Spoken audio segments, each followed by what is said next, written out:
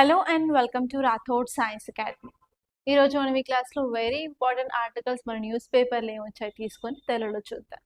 Title చూసిన వెంటనే మనం చూడాల్సిన కీవర్డ్ ఏంటి, అసలు బ్యాక్గ్రౌండ్ ఎలా చదువుకోవాలి, అండ్ ఆ టాపిక్కి సంబంధించిన నోట్స్ ఎలా ప్రిపేర్ చేసుకోవాలి, ఎన్ని డైమెన్షన్స్ ఆలోచించాలి, మెయిన్స్లో క్వశ్చన్ ఎలా వచ్చే ఛాన్స్ ఉంది అండ్ ప్రిలిమ్స్లో ఎలా వచ్చే ఛాన్స్ ఉందో కూడా తెలుసుకోవాలి. ర్యాండమ్గా ఏది పడితే చదవడం అండ్ ప్రతి ఒక్క వర్డ్ మనకు న్యూస్ పేపర్లో ఉంది రాసుకుంటాను నోట్స్లో అంటే అది అవ్వదు. That is not the right way of preparation. అసలు మనం ప్రిపేర్ అయ్యే ఎగ్జామ్ ఏంటి, దాని క్వశ్చన్స్ ఎలా అడుగుతారు ముందే మీకు తెలిస్తేనే మీరు ఒక రైట్ వేలో చదువుకుంటారు. అలా చదవడం వల్లే ఈజీగా ఎగ్జామినేషన్స్ క్రాక్ చేస్తారు and you'll get your dream job. లేదు నేను ర్యాండమ్గా చదువుకుంటూ వెళ్ళిపోతా, నాకు ఇది నచ్చింది, ఈ సబ్జెక్ట్ నచ్చింది, ఇదే చదువుతాను అదే చదువుతాను అంటే it won't happen. You have to give equal priority for all subjects. Especially UPS prepare అవుతున్న వాళ్ళైతే మాత్రం పాలిటీ చాలా ఇంపార్టెంట్, ఎకనామీ చాలా ఇంపార్టెంట్, వీటి మీద నేను ఫోకస్ చేసి మిగతా సబ్జెక్ట్స్ విడిచిపెడతాను అంటే మన 2026 ఎగ్జామ్లో యూపీఎస్సీ షాక్ ఇచ్చినట్టు మనం నెక్స్ట్ ఇయర్ కూడా ఇవ్వచ్చు. సో ఎలాంటి ఛాన్స్ తీసుకోవద్దు, కంపల్సరీ ప్రతి సబ్జెక్ట్కి ఈక్వల్ ప్రయారిటీ ఇవ్వండి. అండ్ చాలా మంది అంటారు నేను మ్యాథ్స్ బ్యాక్గ్రౌండ్ కదా సీసాట్ ఈజీగా అయిపోతుందిలే అని అనుకుంటారు. అయినా కూడా చాలా మంది ఐఐటియన్స్ కూడా సీసాట్ క్లియర్ చేయలేకపోయారు. కాబట్టి ముందు నుంచే జాగ్రత్తగా సీసాట్ కూడా ప్రాక్టీస్ చేయండి. అస్సలు లైట్ తీసుకోవద్దు. It is my just a small advise అనమాట. That is up to you. ఇంకా మీరు ఏం చేస్తారు ఇంకా మీ ఇష్టం అది. Okay, just to give an advice I'm telling you. And ఇంకోటి ఏంటంటే మన ఛానల్లో అప్లోడ్ చేయడానికి లైక్ మీకు ఏ టాపిక్స్ పైన వీడియోస్ కావాలో కింద కమెంట్లో చెప్పండి. ఫర్ షూర్ నేను టైం ఉన్నప్పుడల్లా ఒక్కొక్క టాపిక్ని పికప్ చేసుకొని నేనైతే వీడియోస్ చేయడానికి ట్రై చేస్తాను. సో దట్ చాలా మంది స్టూడెంట్స్కి యూస్ అవుతుంది. Okay, yes. ఇప్పుడు మనం ఫస్ట్ టాపిక్ చూసినట్లయితే టైటిల్ ఏమి ఇచ్చారు, toxic gas kills 20 in Sikkim tunnel, 5 workers still trapped. Okay, ఇక్కడ మనకి ఏమి ఇచ్చారు అంటే సిక్కిం టర్నల్లో టాక్సిక్ గ్యాస్ రిలీజ్ అవ్వడం వల్ల అరౌండ్ 20 మంది వర్కర్స్ వరకు చనిపోయారు అండ్ అలాగే ఇంకొక 5 అయితే అక్కడ ట్రాప్ అయ్యారు అని చెప్పి ఈ టైటిల్ చెప్తుంది. ఓకే, ఇది ఎక్కడ జరిగింది అంటే నేషనల్ హైడ్రో ఎలక్ట్రిక్ పవర్ కార్పొరేషన్కి సంబంధించిన తీస్తా స్టేజ్ 4 ప్రాజెక్ట్ దగ్గర ఈ ఇన్సిడెంట్ అయితే జరిగిందనమాట. అండ్ ఈ టనల్స్ మనం ఎందుకు కన్స్ట్రక్ట్ చేస్తాము అంటే అసలు ఫస్ట్ టనల్ అంటే ఏంటిది, మౌంటైన్ పాస్ అంటే ఏంటో మీకు తెలియాలి. ఓకే, నార్మల్గా మనకు తెలుసు హిమాలయాస్ ఏమో కంటిన్యూస్ మౌంటైన్ రేంజెస్ అని చెప్పి, ఇటువైపు ఉన్న వాళ్ళు ఇటువైపు వెళ్ళాలి అంటే చుట్టూ వెళ్ళాల్సి వస్తుంది. కానీ కొన్నిసార్లు ఏంటంటే మనకి మౌంటైన్స్ మధ్యలో కొంత గ్యాప్ ఉండడం వల్ల మనం ఈజీగా మూమెంట్ ఆఫ్ పీపుల్ అనేది అటు నుంచి ఇటు అవుతూ ఉంటుంది అనమాట. అలా న్యాచురల్గా ఫామ్ అయిన వేస్ని మనం పాసెస్ అంటాం. అండ్ ఈ పాసెస్ మీద చాలాసార్లు యూపీఎస్సీ అయితే ప్రిలిమ్స్లో క్వశ్చన్ అడిగింది. ఎలా అడుగుతుంది అంటే కొన్ని 4-5 పాస్ ఇచ్చేసి అవి అరేంజ్ చేయమని అడుగుతుంది. నార్త్ సౌత్, సౌత్ నుంచి నార్త్కి, ఈస్ట్ నుంచి వెస్ట్ ఆర్ వెస్ట్ నుంచి ఈస్ట్కి అలా అరేంజ్ చేయమని చెప్పి చాలాసార్లు అయితే ప్రీవియస్ క్వశ్చన్స్లో మనం క్వశ్చన్స్ అయితే చూసాం. కాబట్టి మీరు ఎస్పెషల్లీ ట్రాన్స్ హిమాలయాస్ దగ్గర ఉన్న 4 పాసెస్ని కంపల్సరీ చూసుకోవాలి విత్ లొకేషన్ అనమాట. అదే 3 times క్వశ్చన్ అడిగారు అదే దాని మీద, అదే టాపిక్ మీద. అండ్ టనల్ అంటే ఏంటంటే మనకు పెద్ద మౌంటైన్ ఆర్ హిల్ ఉంటుంది. సో మనం అక్కడ చిన్నగా మనం ఎక్విప్మెంట్స్ని యూజ్ చేసుకొని ఆర్ టెక్నాలజీ యూజ్ చేసుకొని మైండ్స్ని యూజ్ చేసుకొని బ్లాస్ట్ చేసుకుంటూ మనం ఒక వేని క్రియేట్ చేసుకుంటాం, అది టన్నెల్ అనమాట.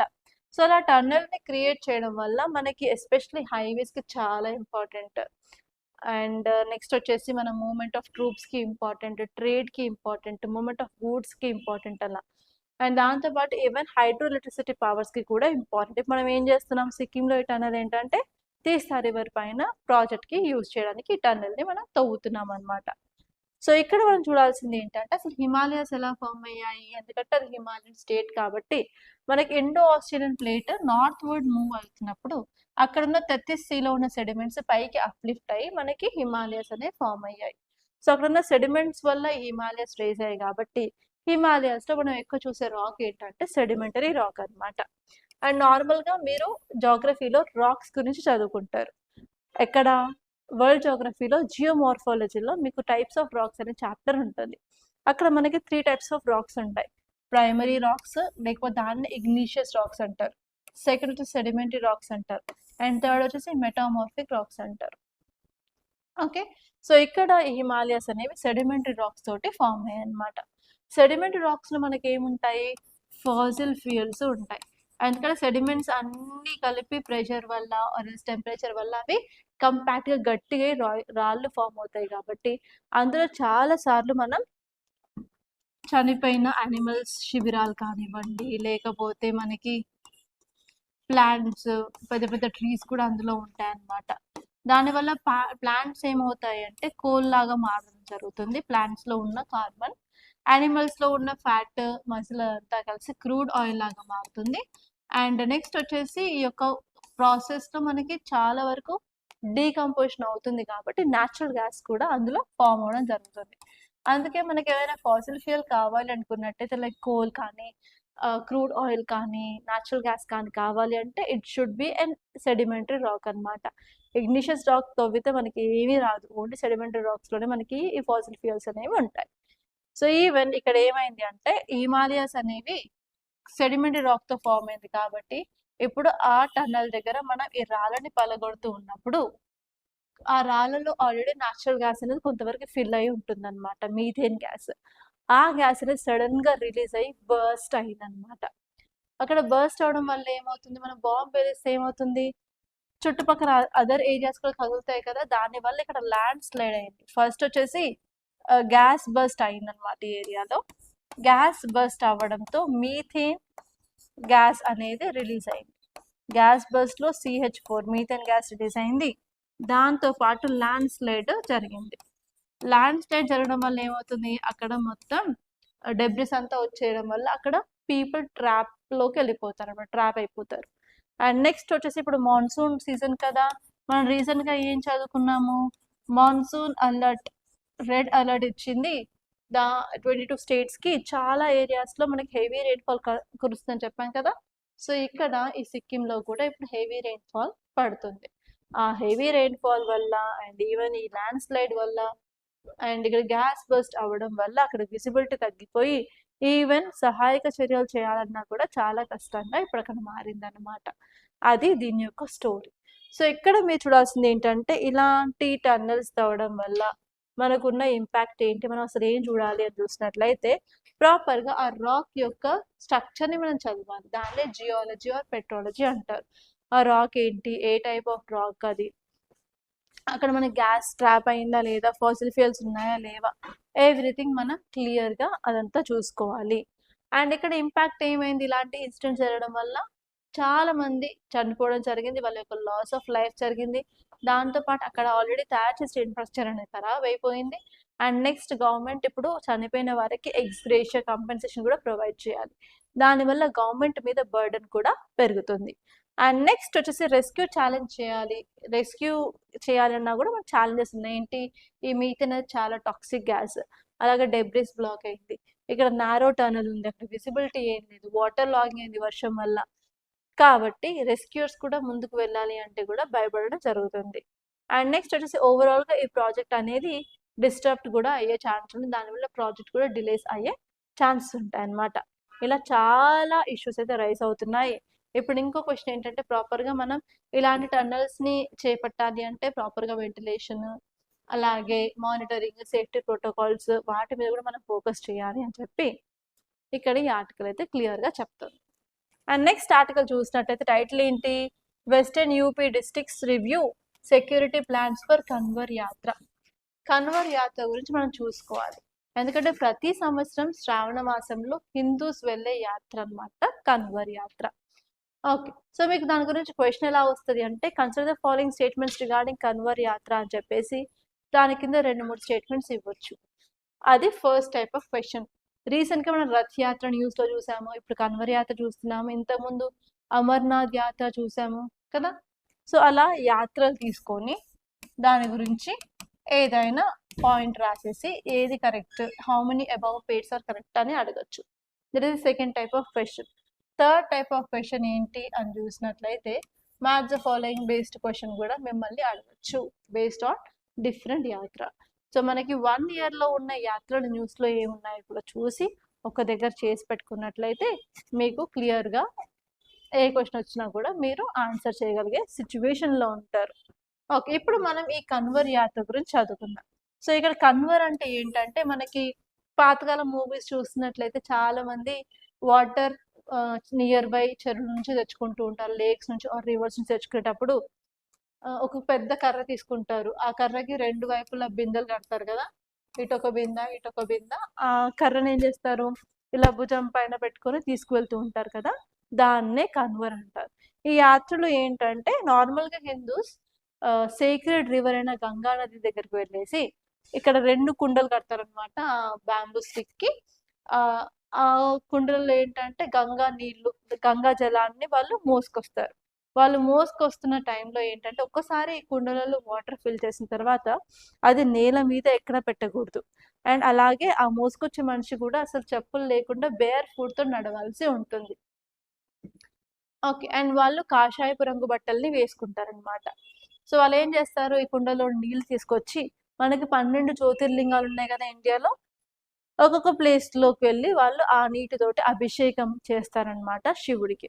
దాంతో పాటు వాళ్ళు ఉండే సరౌండింగ్స్ లో ఏమైనా శివుని టెంపుల్లో మొక్కున్నట్లయితే అక్కడ ఉన్న శివలింగాలకు కూడా ఆ వాటర్ తోటి అభిషేకాన్ని చేస్తారనమాట. ఇది కన్వర్ యాత్ర. లాస్ట్ టైం అయితే ఈ కన్వర్ యాత్ర చాలా కాంట్రవర్సీలో ఉండే.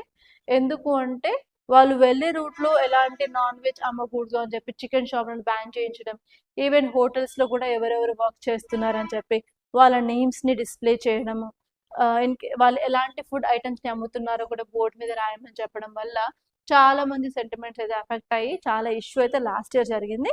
అండ్ ఈ ఇయర్ ఇప్పటివరకు అయితే ఓన్లీ కన్వర్ యాత్ర సెక్యూరిటీ ప్లాన్స్ చేస్తున్నారు అని చెప్పారు.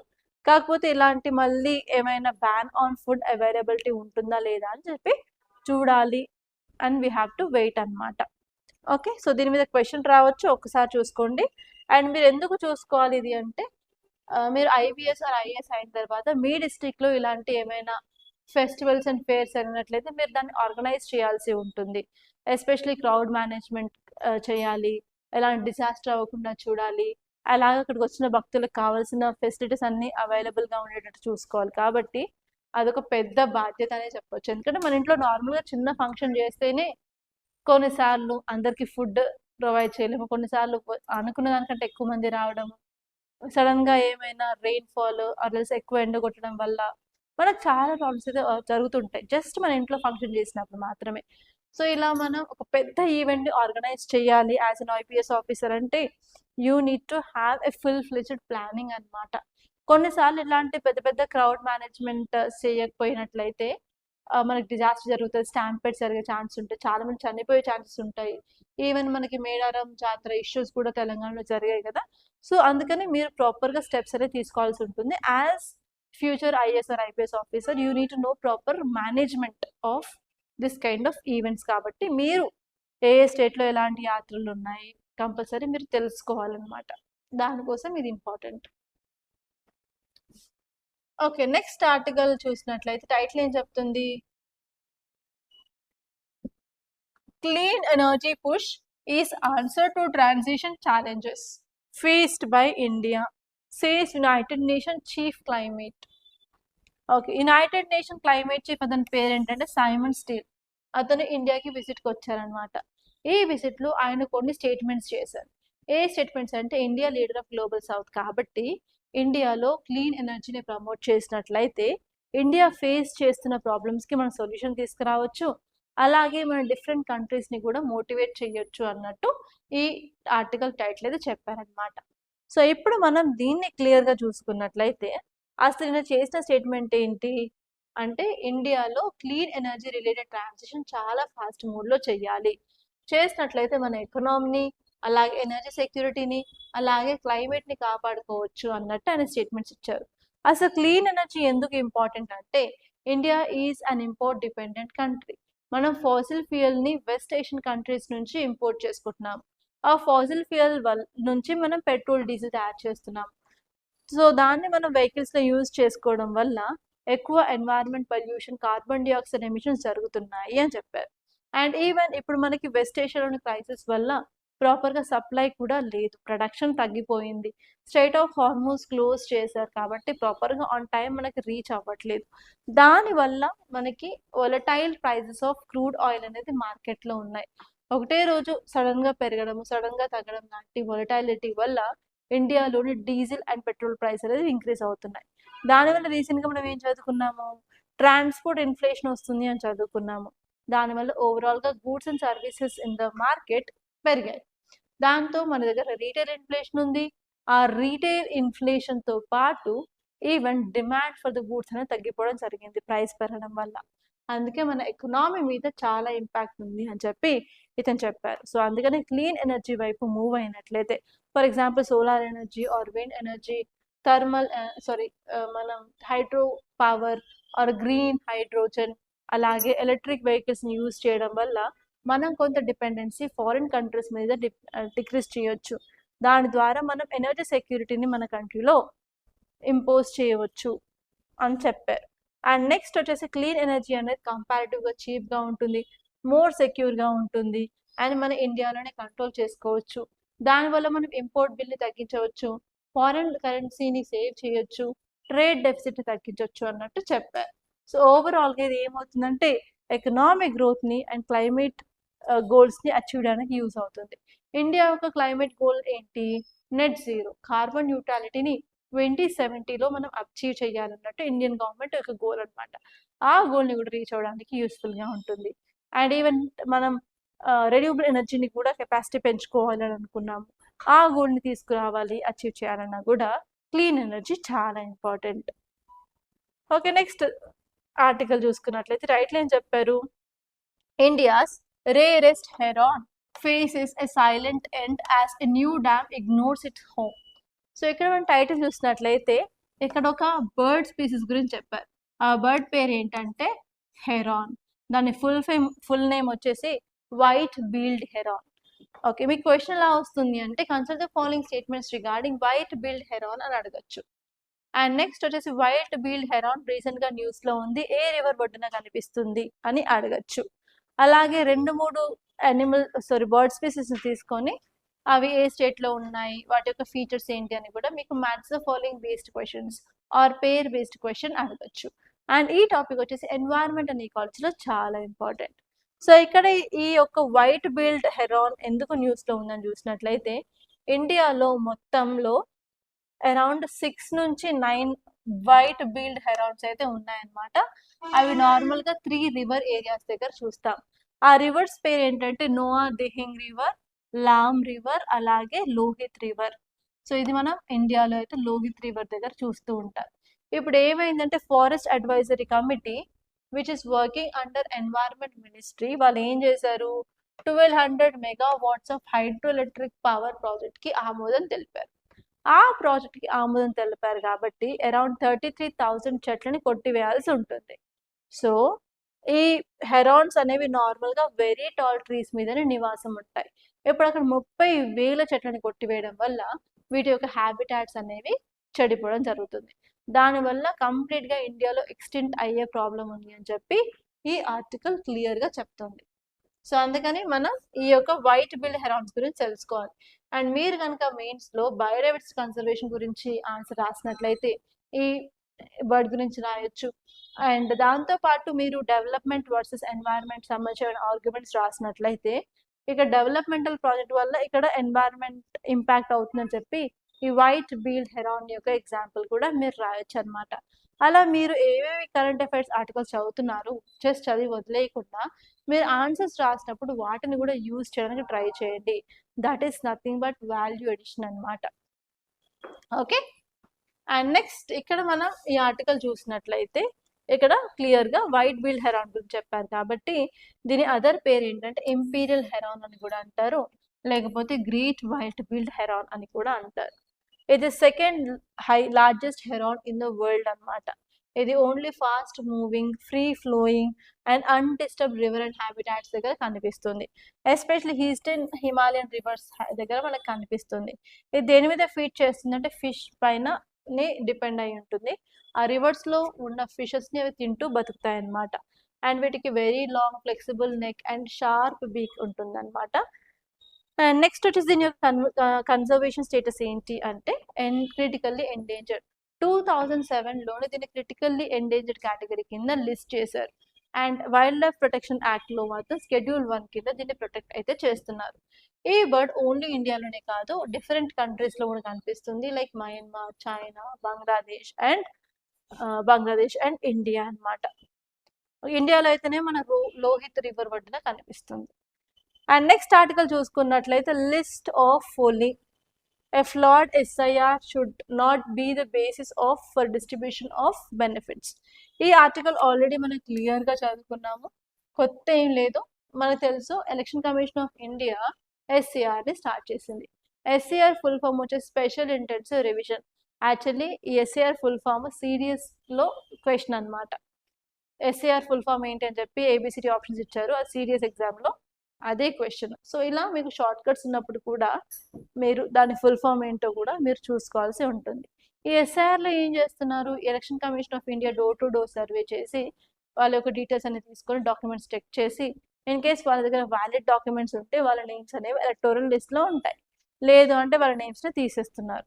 దీని ద్వారా డూప్లికేషన్ ఆఫ్ ఓటర్స్ అలాగే గోస్ట్ ఓటర్స్ని తీసేసి ఓన్లీ ఎలిజిబుల్ ఓటర్స్ని మాత్రమే ఎలక్టోరల్ లిస్ట్లో ఉంచుతారు. దాని ద్వారా ఫ్రీ అండ్ ఫెయిర్ ఎలక్షన్స్ అనేది మనం ఎన్షూర్ చేయొచ్చు అనమాట మన కంట్రీలో. ఓకే, సో ఈ పవర్ ఎవరు ఇచ్చారు ఎలక్షన్ కమిషన్ ఆఫ్ ఇండియాకి అంటే ఆర్టికల్ 324 ఆఫ్ ఇండియన్ కాన్స్టిట్యూషన్, అలాగే ఆర్టికల్ 326. ఆర్టికల్ 326 ఏంటి అని చూసుకున్నట్లయితే యూనివర్సల్ అడల్ట్ ఫ్రాంచైజ్ అన్నమాట. అండ్ దాంతోపాటు మనకి representation of peoples act of 1950 కూడా ఉంది. అందులో సెక్షన్ 21, సెక్షన్ 22 అండ్ సెక్షన్ 23 దీని గురించే మాట్లాడతాయి. సెక్షన్ 21 వచ్చేసి preparation revision of electoral rolls, section 22 వచ్చేసి కరెక్షన్ ఆఫ్ ఎంట్రీస్, సెక్షన్ 23 వచ్చేసి inclusion of names in electoral rolls అన్నమాట. అసలు వెస్ట్ బెంగాల్ పిటిషన్స్ని సుప్రీంకోర్టులో ఫైల్ చేసింది. ఇలా మెల్లిమెల్లిగా SIRని వేరే వాటికి యూజ్ చేసి వెల్ఫేర్ రిలేటెడ్ స్కీమ్స్ పీపుల్కి అందనివ్వకుండా చేస్తారు అని చెప్పి కొన్ని పిటిషన్స్ని వేసింది. ఆ పిటిషన్స్ తీసుకొని సుప్రీంకోర్టు క్లియర్గా ఏం చెప్పిందంటే ఈ SIRని ఓన్లీ ఎలక్షన్స్లో మాత్రమే యూటిలైజ్ చేయాలి, వేరే అడ్మినిస్ట్రేటివ్ పర్పస్కి కానీ వెల్ఫేర్ పర్పస్కి కానీ యూజ్ చేయొద్దు అని చెప్పింది. And in case electoral deletion అయినట్లయితే నీ సిటిజన్షిప్ అనేది లాస్ అయితే అవ్వదు, it is not for Indian citizenship అని చెప్పారు. అండ్ దిస్ ఎలక్షన్ కమిషన్ కూడా ఏం చెప్పింది అంటే election commission is not authority to decide your citizenship. Okay, citizenship can be determined only by the competitive authority under Citizenship Act of 1955 అని చెప్పారు. And next వచ్చేసి SIR డేటాని కంపల్సరీగా welfare schemes like ration cards కానీ welfare benefits DBTకి అసలు దేనికి use చేయకూడదు అని చెప్పి క్లియర్గా సుప్రీంకోర్టు అయితే నోటిఫై చేసింది అనమాట.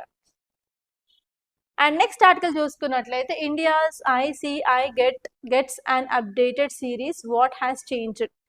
ఈ ఆర్టికల్లో క్లియర్గా దేని గురించి మాట్లాడారంటే ICI ఫుల్ ఫామ్ వచ్చేసి ఇండెక్స్ ఆఫ్ కోర్ ఇండస్ట్రీస్ అనమాట. నిన్న మన క్లాస్లో క్లియర్గా చదువుకున్నాము, index of core industries data release చేశారు, బాగానే పర్ఫామ్ చేసింది, 5% గ్రోత్ అని చూస్తున్నాము అని చెప్పారు. అండ్ నిన్న మన 2 పాయింట్స్ అయితే నేను రాయించాను, ఈ రోజు ఆ 2 పాయింట్స్ ఇంకో 2 పాయింట్స్ యాడ్ చేసుకోండి. సో ఇదేంటంటే కీ చేంజెస్, రీసెంట్గా అప్డేట్ చేసిన ICI సిరీస్లో చేంజెస్ ఏంటి అని చెప్పి. ఫస్ట్ వచ్చేసి బేస్ ఇయర్, ఇంతకు ముందు బేస్ ఇయర్ ఏంటి 2011-12 ఉండేది, ఇప్పుడు దాన్ని కాస్త 2022 to 23కి చేంజ్ చేయడం జరిగింది. ఇది ఫస్ట్ చేంజ్. సెకండ్ వచ్చేసి ఇంతకుముందు 8 కోర్ సెక్టార్స్ మాత్రమే ఉండేది, ఇప్పుడు 8ని కాస్త 9గా చేశారు. ఇందులో యాడ్ చేసింది ఏంటంటే ఐరన్ ఓర్ని యాడ్ చేశారు. అండ్ నెక్స్ట్ థర్డ్ చేంజ్ ఏంటి అంటే స్టీల్ ప్రొడక్షన్లో ఇంతకుముందు నెట్ ప్రొడక్షన్ని కౌంట్లోకి తీసుకునే వాళ్ళు ఇప్పుడు గ్రాస్ ప్రొడక్షన్ని కౌంట్లోకి తీసుకుంటున్నారు. అండ్ ఫోర్త్ ఇంపార్టెంట్ చేంజ్ ఏంటంటే కోల్లో అనమాట. కోల్లో చేంజ్ ఏంటంటే డబుల్ కౌంటింగ్ని డిక్రీజ్ చేయడానికి ఇప్పుడు వాళ్ళు ఓన్లీ రా కోల్ని మాత్రమే కౌంటింగ్లోకి తీసుకుంటారు. ఇంతకుముందు మిడ్లింగ్ కోల్ అలాగే వాస్ట్ కోల్ని కూడా కౌంట్లోకి తీసుకునే వాళ్ళు ఇప్పుడు ఓన్లీ రా కోల్ని మాత్రమే కౌంట్లోకి తీసుకొని వాళ్ళు క్యాలిక్యులేట్ చేయడం జరుగుతుంది. ఈ 4 చేంజెస్ అయితే ఇప్పుడు మనకి అప్డేటెడ్ ICI సిరీస్లో రిలీజ్ చేయడం జరిగిందనమాట. వీటి మీద UPSC prelims or mains based question అడిగే ఛాన్స్ ఉంది, క్లియర్గా చూడండి. ఓకే, అండ్ ఇప్పుడు మనం ప్రిలిమ్స్ ప్రాక్టీస్ క్వశ్చన్స్ చూద్దాం. ఫస్ట్ వచ్చేసి with reference to recently revised ICI index of core industries గురించి అడిగారు. ఫస్ట్ స్టేట్మెంట్ వచ్చేసి base year of ICI has been revised from 2011-12 to 2022-23. అది ఫస్ట్ది. అండ్ సెకండ్ వచ్చేసి iron ore has been included as a new core industry, increasing the total number of core industries to 9. And third statement వచ్చేసి revised ICI is released by Ministry of Statistics and Program Implementation. And next వచ్చేసి fourth one, weights is revised ICI are derived from IIP 2022-2023 series. ఈ 4 స్టేట్మెంట్స్లో ఏవి కరెక్టో చూసుకొని కింద కమెంట్లో మీ answer అయితే పోస్ట్ చేయండి. అండ్ నెక్స్ట్ క్వశ్చన్ వచ్చేసి with reference to white bellied heron. Okay, first statement ఏంటంటే classified as critically endangered. Second వచ్చేసి it is found mainly along undisturbed rivers in eastern Himalayas. Third వచ్చేసి India, Bhutan, Myanmar are among its range countries. Fourth వచ్చేసి protected under Schedule 1 of Wildlife Protection Act of 1972. ఈ 4 స్టేట్మెంట్స్లో ఏవి కరెక్టో చూసుకొని కింద కమెంట్లో answer అయితే చెప్పండి. That's all guys. మీరు కనుక ఆంథ్రోపాలజీ కోర్స్ జాయిన్ అవ్వాలనుకున్నట్లయితే మన దగ్గర ఆంథ్రోపాలజీ కోర్స్ August 3rd నుంచి స్టార్ట్ అవుతుంది. బోత్ ఆన్లైన్లో అండ్ ఆఫ్లైన్లో available. And 2 papers, paper 1 and paper 2 నేనే డీల్ చేస్తాను. అండ్ నార్మల్లీ క్లాసెస్ వచ్చేసి ఈవినింగ్ టైమింగ్స్లో ఉంటాయి. ఎవ్రీడే 2 to 2.5 hours ఉంటాయి. ఎవ్రీడే ఆన్సర్ రైటింగ్ ప్రాక్టీస్ ఉంటుంది అండ్ వీక్లీ టెస్ట్ ఉంటుంది. Each and every topic from your syllabus will be covered with examples. And చాలామంది biology అంటే భయపడుతున్నారు. అంత భయపడాల్సిన అవసరం లేదు, ఎందుకంటే I will deal everything from basics అనమాట. మన కోర్స్లో I will show you lot of videos, images, everything క్లారిటీగా అండ్ క్లియర్గా ఉంటుంది. And you like biology after listening my classes, I can give you that assurance. Okay, and next important thing వచ్చేసి మీకు కావాల్సిన material కూడా వెరీ సింప్లిఫైడ్ మెటీరియల్ నేను మీకు paper 1 and paper 2 provide చేస్తాను. దాంతోపాటు PYQs ప్లస్ బ్లూ ప్రింట్ కూడా ఇవ్వడం జరుగుతుంది అనమాట. ఈవెన్ ఆన్లైన్లో కోర్స్ తీసుకున్న, ఆఫ్లైన్లో కోర్స్ తీసుకున్న you will get the printed material of anthropology అండి. ఓకే, సో డ్యూరేషన్ వచ్చేసి 3.5 to 4 months ఉంటుంది. అండ్ మీరు కనుక జాయిన్ అవ్వాలనుకున్నట్లయితే please call us on this number 8074765513. Already admissions అయితే going on, so try to join as soon as possible అండి. And next ఇంకొకటి వచ్చేసి మీకు GS ఫౌండేషన్ కోర్స్ కూడా న్యూ బ్యాచ్ అయితే స్టార్ట్ అవుతుంది ఈ మండే నుంచి. అండ్ అది కూడా బోత్ ఆన్లైన్లో అండ్ ఆఫ్లైన్లో అవైలబుల్గా ఉంది. దాని గురించి కూడా డీటెయిల్స్ కావాలనుకున్నట్లయితే you can call us on the same number or you can text us on WhatsApp on this number. And we will try to reach you as soon as possible అండి. Okay, that's all. And మీరు కనుక డైరెక్ట్గా వచ్చి నాతోనే మాట్లాడాలని meet అవ్వాలనుకున్నట్లయితే you can come to our academy. మన academy వచ్చేసి అశోక్ నగర్ హైదరాబాద్లో ఉంది. అక్కడికి వచ్చి వికాస్ బుక్ సెంటర్ అని అడిగితే ఎవరైనా చెప్తారు, దానిపైనే మన అకాడమీ ఉంటుంది. అండ్ మార్నింగ్ నుంచి ఈవినింగ్ వరకు నేను ఇన్స్టిట్యూట్లోనే అవైలబుల్గా ఉంటాను. You can come and you can talk to me. Okay, that's all guys. I wish you all the best. మీకు కనుక ఈ వీడియో నచ్చినట్లయితే లైక్ చేయండి, అలాగే షేర్ చేయండి. అండ్ మరిన్ని ఇలాంటి అప్డేట్స్ కోసం మన ఛానల్ సబ్స్క్రైబ్ చేసుకోండి, అసలు మర్చిపోవద్దు. That's all guys. Thank you so much. I wish you all the best.